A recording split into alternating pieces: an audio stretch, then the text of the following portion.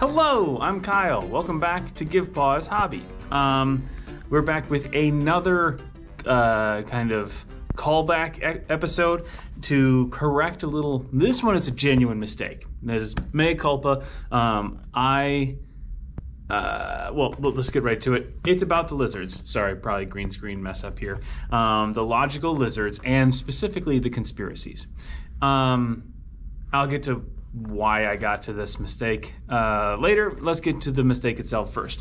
So in the video, which I've linked, you may have gotten to it here. I've linked up over here somewhere, and I'll finally figure out how to do the Klingon subtitles to let people know, hey, this was a mistake, because in the performing conspiracies step of Birdsong, we talked in the video about how you have to determine the target player first and then determine the target clearing. So for convert and sanctify we're talking about, because for crusade it's a little bit different, but for convert and sanctify, both of them say player tie is player with the most points. And both of them also, clearing tie for convert is clearings with the most enemy buildings. Clearing tie for sanctify, clearings with the most enemy warriors. So they're kind of yin and yang there. The one that converts warriors goes for the clearings with the most buildings. And the one that converts buildings goes for the clearings with the most warriors. It's kind of interesting little balancing act there. But if it just would have been me explaining the board, I may have been able to say, well, I kind of meant this, wink, wink, wink. But it's not just that, because I did an example turn later that was just wrong. So yes, when you are doing the conspiracies, you have to find the target player first, whoever's in the lead in terms of victory points, and then you have the different clearings, the clearing tie to figure out what clearing, if you find the target player, but then they're in multiple places that are, targetable because they are the ordered clearing. However, in the example turn, I clearly looked around. Moles were the victory point leader, and they did not have any buildings in ordered clearings. Then I believe it was Automated Alliance, which also did not have a base in an ordered clearing. But then I had been playing as the rats, and we did have two buildings in two ordered clearings. And the reason it was the ordered clearing was because I was seeding those fox cards into the Lost Souls in order to make my strongholds. And even though I, as the rats, were in last place at that point, in the example turn, I just read the rule as strictly as possible, which is the target player is the player with the most victory points. End of story.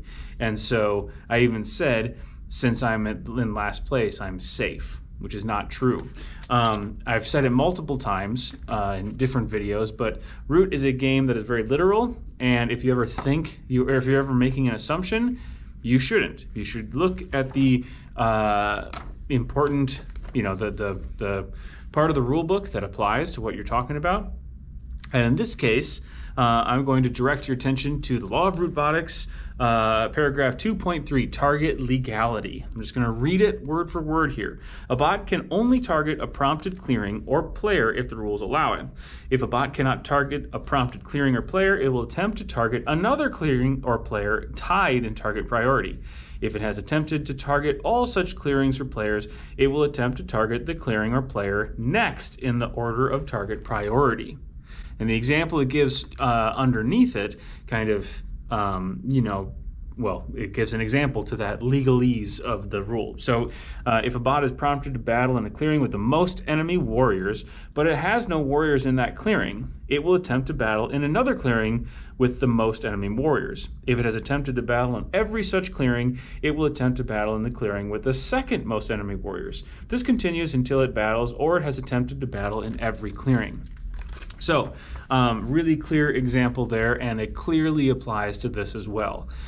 If you're told to battle in a clearing with the most enemy pieces, but you don't have any warriors to do a battle, then you're going, if that's 5 enemy pieces, and let's say there's another clearing that has 5, you're going to try in both of those. If you don't have warriors there, then you just keep cycling down. Look for an enemy clearing with 4 enemy pieces. If there aren't any, maybe no clearings have 4, then you check for 3. If there's a clearing with 3 enemy pieces and you have a warrior, boom, that's when the action happens. So you don't do that hyper literal reading of it is only the clearing with the most enemy warriors and it will never be anything else. In the same way, when we're talking about conspiracies, the tiebreaker is player with the most points. That is not the end of the ruling. It's the same thing, target legality, as paragraph 2.3. You're going to go for that. That's the ideal. You're going to go after the point leader. But if that person doesn't have any buildings to sanctify, if they're a vagabond, or in the case of the example, the moles just had buildings, but they weren't in ordered clearings, you are going to continue down to the person who's second place, which I think later on, I maybe reference, I can't remember, or maybe I just thought it. But if the logical lizards themselves are the point leaders, this is how you would actually be able to do anything with those conspiracies, because they're obviously not going to target yourself, so you're just going to cycle to the second place person. And as with lots of things, this is the paragraph 2.3 is not only there to clearly lay out what's going to happen in these not so edge cases. It's actually just as important in order to fit all of this on here, to clarify, there's like that bigger bulk of the iceberg, the rule underneath the surface of the water, which is what you are perceiving from just looking at the board. It says player tie, player with the most points, period, end of ruling. However, it would take up way too much room if every time they wanted to have something like this, it were to say player with the most points, if not that second most, if not that third most, if not that, like just go on and on and on. There'd be no way to do this. So anyways, the other part of the conspiracies, so on Board Game Geek, on the BetterBot Project forum, this came up. So thank you to, let's see here. I actually have it up so I can say. So the first person to bring it up, David Sumi, and then Star Wars _board gamer.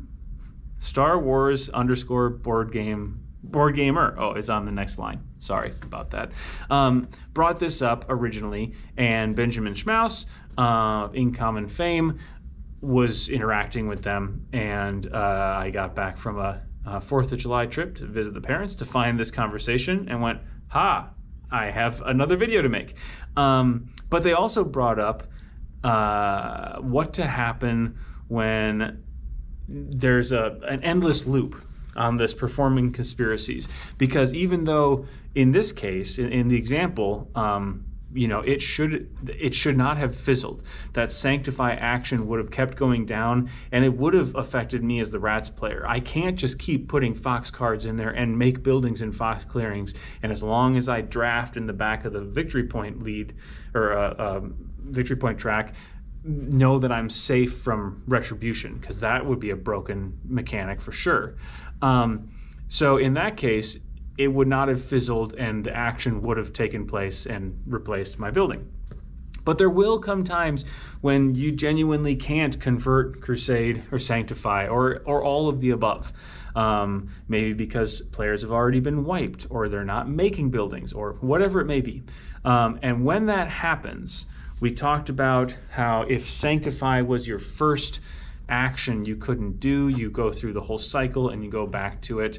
Well, Benjamin Schmaus has the recommendation that you don't move the marker until you actually perform the conspiracy, and then you are going to continue. If say your next one was sanctify and you can't, you're going to keep it on crusade.